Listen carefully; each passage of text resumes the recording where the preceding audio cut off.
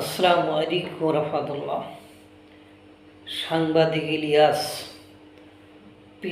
পীর of the গণ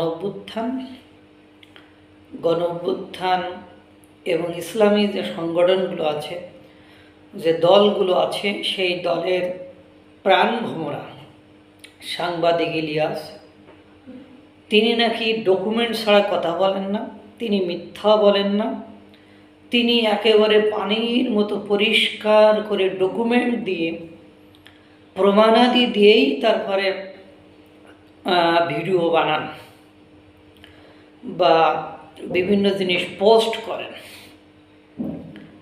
ছাত্রদের প্রাণভোমরা, ছাত্রদের গুরু সাংবাদিক ইলিয়াস আসিফ মাহমুদের 2 কোটি টাকা দুর্নীতির একেবারে বিস্তারিত বর্ণনা সহ পোস্ট দিয়েছে। এবার নেন ঠেলা, দুদক কই?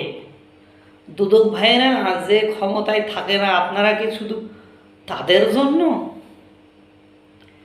যারা ক্ষমতায় থেকে এই ধরনের দুর্নীতি করে এরকম কোটি কোটি টাকা আর্নস করতেছে, তাদের জন্য আপনারা না? এবার দেখি তো কয়জন লোক ইনকিলাব জিন্দাবাদ বলে এই আসিফ মাহমুদের পেছনে লাগে। আসিফ মাহমুদ এত বড় বড় কথা বলে, এত বড় বড় বিপ্লবের কথা বলে, কিন্তু তার তলে তলে তো ঘুষ খাওয়া, দুর্নীতি করা, কোনো জায়গায় তো সে পিছিয়ে নেই। এর মতো লোক কিভাবে ক্ষমতায় থাকে? আমরা ডক্টর মোহাম্মদ ইউনূসের কাছে জানতে চাই, আসিফ মাহমুদের এই দুর্নীতির বিষয়টি সাংবাদিক ইলিয়াস একদম ডিটেলসে লিখে কার কাছ থেকে কীভাবে নিছে, কত টাকা নিছে, সব বিস্তারিত বর্ণনা দিয়ে দিয়েছে। এই ইলিয়াসের কথা শুনেই তো এই ছাত্র জনতা ওই ভাঙচুর করেছে 32 নম্বর। এর কথা শুনেই তো এদের কথা শুনেই তো জিয়াফত করতে চায়।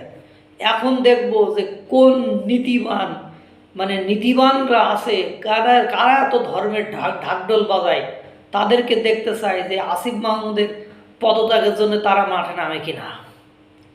না হলে বুঝবে সবই শয়তান। ওই যে একটা 1 2 3 4 সব শালারা বাটপার।